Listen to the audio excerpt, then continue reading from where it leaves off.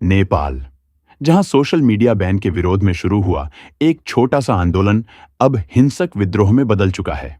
राष्ट्रपति और प्रधानमंत्री दोनों ही अपने पदों से इस्तीफा दे चुके हैं। संसद, सुप्रीम कोर्ट और यहां तक कि नेताओं के घरों में आगजनी हो रही है। तो बड़ा सवाल यह है, नेपाल का अगला प्रधानमंत्री कौन होगा? क्या सेना सत्ता पर कब्जा करेगी? और आखिर ये हालात बने क्यों? नेपाल की राजधानी काठमांडू इन दिनों धधक रही है। सोशल मीडिया बैन का विरोध करने उतरे युवाओं और आम नागरिकों ने सड़कों पर हजारों की संख्या में प्रदर्शन शुरू किया। शुरू में यह आंदोलन शांतिपूर्ण था, लेकिन धीरे धीरे यह हिंसा में बदल गया। प्रदर्शनकारियों ने राष्ट्रपति भवन, संसद, सुप्रीम कोर्ट, यहां तक कि सांसदों के घरों पर हमला किया। कई जगह आगजनी, तोड़फोड़ और लाठीचार्ज की घटनाएं सामने आईं। सबसे चौंकाने वाली बात यह रही कि जनता के दबाव में नेपाल के राष्ट्रपति और प्रधानमंत्री दोनों को ही इस्तीफा देना पड़ा। प्रधानमंत्री केपी शर्मा ओली तो इस्तीफे के बाद देश छोड़कर भागने तक की खबरों में हैं। ऐसे में सवाल उठता है, अब नेपाल की सत्ता कौन संभालेगा? राष्ट्रपति और प्रधानमंत्री का इस्तीफा नेपाल के लोकतांत्रिक इतिहास की बड़ी घटना मानी जा रही है। राष्ट्रपति ने कहा कि वे जनता के हित में और राष्ट्रीय एकता बनाए रखने के लिए पद छोड़ रहे हैं। वहीं पीएम ओली के खिलाफ गुस्सा इतना बढ़ चुका था कि उन्हें मजबूरन पद छोड़ना पड़ा। कई रिपोर्ट्स में दावा है कि इस्तीफे के बाद ओली देश छोड़कर विदेश चले गए हैं। इस इस्तीफे ने नेपाल की राजनीति को गहरे संकट में डाल दिया है। अब सबसे बड़ा सवाल, नेपाल का अगला प्रधानमंत्री कौन होगा? राजनीतिक गलियारों में कई नाम चर्चा में हैं, लेकिन सबसे ज्यादा जिस नाम की चर्चा हो रही है वो है बालेंद्र शाह। बालेंद्र शाह युवाओं के बीच बेहद लोकप्रिय नेता माने जाते हैं। सोशल मीडिया बैन के खिलाफ प्रदर्शन में भी लोगों ने उनके समर्थन में नारे लगाए। कहा जा रहा है कि अगर हालात सामान्य हुए तो नेपाल की संसद जल्द ही नए प्रधानमंत्री का चुनाव करेगी। हालांकि विपक्ष और सत्ता पक्ष दोनों ही अपने अपने उम्मीदवार तैयार कर रहे हैं। इस अनिश्चितता ने हालात को और पेचीदा बना दिया है। लेकिन दोस्तों, हालात सिर्फ राजनीतिक संकट तक सीमित नहीं है। नेपाली सेना ने भी इस बीच एक बड़ा बयान जारी किया है। सेना ने कहा है, हम जनता से अपील करते हैं कि शांत रहें, सामाजिक सद्भाव बनाए रखें और राष्ट्रीय एकता को मजबूत करें।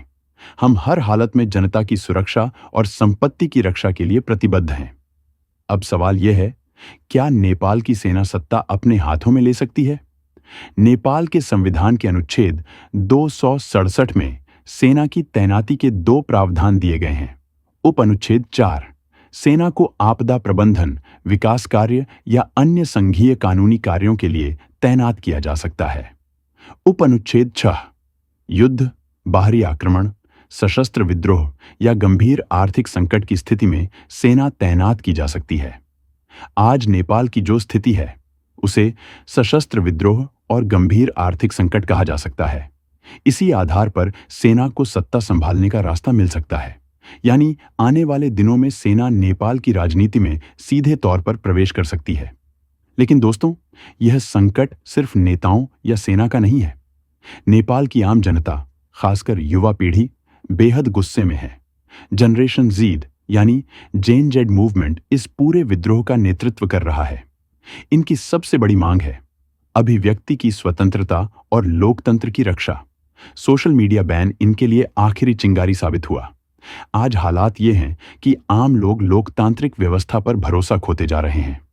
अगर हालात को जल्द काबू नहीं किया गया तो नेपाल लंबे समय तक राजनीतिक अस्थिरता का शिकार हो सकता है। आर्थिक संकट, पर्यटन पर असर और बेरोजगारी, ये सब आने वाले दिनों में नेपाल की जनता की परेशानियों को और बढ़ाएंगे। तो दोस्तों, नेपाल इस समय अपने सबसे बड़े राजनीतिक संकट से गुजर रहा है। राष्ट्रपति और प्रधानमंत्री दोनों का इस्तीफा, संसद और सुप्रीम कोर्ट पर हमले और सेना की भूमिका, ये सब नेपाल के लोकतंत्र पर बड़े सवाल खड़े करता है। अब देखना यह है कि आने वाले दिनों में नेपाल की राजनीति किस मोड़ पर जाती है। क्या एक नया प्रधानमंत्री चुना जाएगा, या सेना सत्ता पर कब्जा करेगी, या फिर जनता का आंदोलन एक नए लोकतांत्रिक बदलाव का रास्ता खोलेगा? ये आने वाला समय ही बताएगा। दोस्तों, इस पूरे मामले पर आपकी राय क्या है? क्या आपको लगता है कि सेना सत्ता संभालेगी या नया पीएम चुना जाएगा? कमेंट बॉक्स में अपनी राय जरूर दीजिए। अगर आपको यह वीडियो जानकारीपूर्ण लगा हो तो इसे लाइक और शेयर करें। और हाँ, चैनल नीरज मॉनिटर को सब्सक्राइब करें। करना बिल्कुल मत भूलिए। धन्यवाद।